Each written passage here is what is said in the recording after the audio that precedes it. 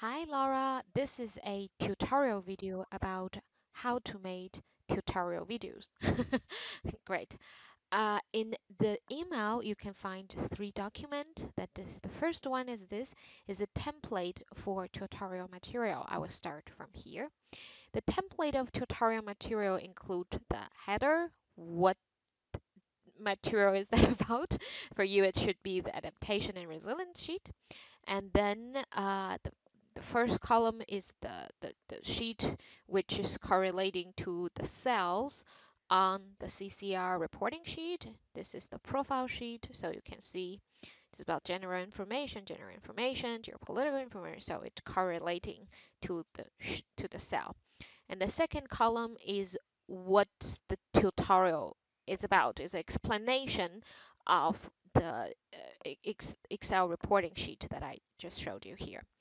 The third column is what supporting document you might need if you just doing a website demonstration or it's a Excel demonstration, if you need a sticker pop out to indicate the importance.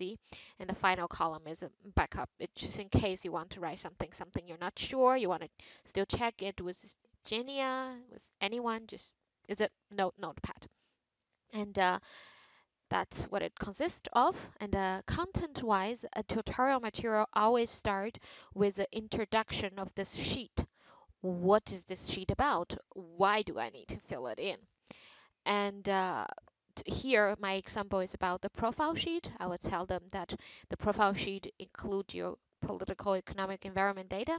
And why you need to fill it in? It is it is a good reference for, it's a valid benchmark for assessing all the other things you type. Seriously, why do I need to type it in? I say it's mandatory for all the reporting entities. And sometimes I also say it is required by compactive mayor. It is required for One Planet City Challenge. So you just write all of that information there as an introduction. And then it starts with the content correlating to the reporting sheet. As you can see, it's correlating. General info, and community type, the first thing. And then I will explain what is community type, what is included. In this case, we pre-populated for you. General description, it is an open box. What are we expecting from you here? What you should fill it in, and to emphasize its importance, I said it will be showing on your entity page. So if you don't want to see any blank there, if you want your city face, your city name card be most updated, fill it in. So I will not go through all of them, uh, but so that you know, we explain every individual data that we collect there correspondingly. And whenever there is a highlight, for example, something we definitely need you to fill in, I use a sticker to highlight the importance. For example, population growth. It is the basic reference factor we use to project future emission and therefore understand cities' commitment. It's very important. GDP as well. That so that is what you need to consider when you make tutorial video. What is the highlight of that? We have to have it in a high quality. By telling the city how you use this data will make them understand the importance. In other case, I give an example when city usually don't understand what should I report here. It's very often happen to open questions, such as, um, in this case, please describe the process by which government review the progress and manage overall responsibility of climate change. And I just tell them what it could include. You should include the department involved, the decision-making procedure, and so on. And that's a nutshell of what to be written here. First, sec. And when you finish this, either your team can just read it loud while presenting it, like by pointing.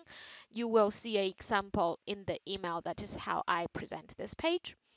And or someone from the comm team or myself can record it for you. We pretty much just read it loud, so you don't need to worry about that. Second point covered. The third point is the data management checking tool I mentioned yesterday.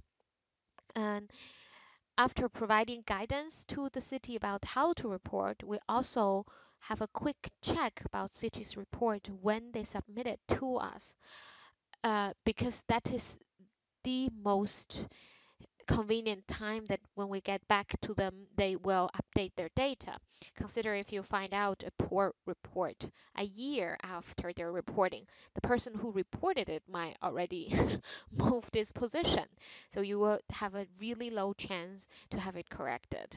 And that's why this procedure is super important.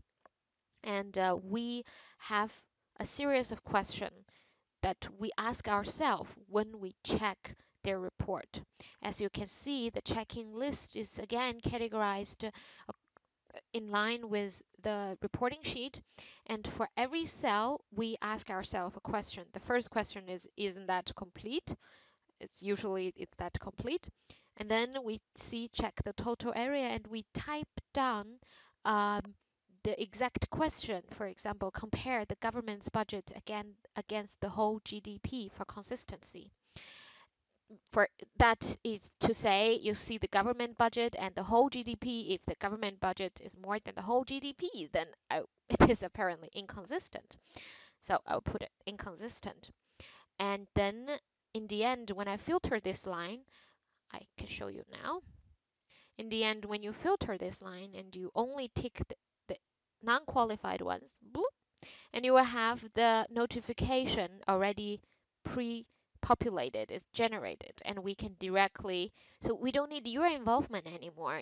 The message will directly be presented to the city. What you need to do, please double check the government budget and the community GDP. And it seems they're missing or conflict to each other. So that is what we are doing now. What we expect you to do is to write this procedure in the resilience section. As you can see, we only check pretty much the completeness. So if you can write down what exactly do you check, and write down after check if it is missing or inconsistency, what is the error message we should respond to the city. And if better, you have a guidance, put it here. If not, it's okay. Only when you have it, we will use this tool to automate your work of checking. Great. That's all what I want to say. I hope you understand it, and hope you have fun in making tutorial videos. Bye.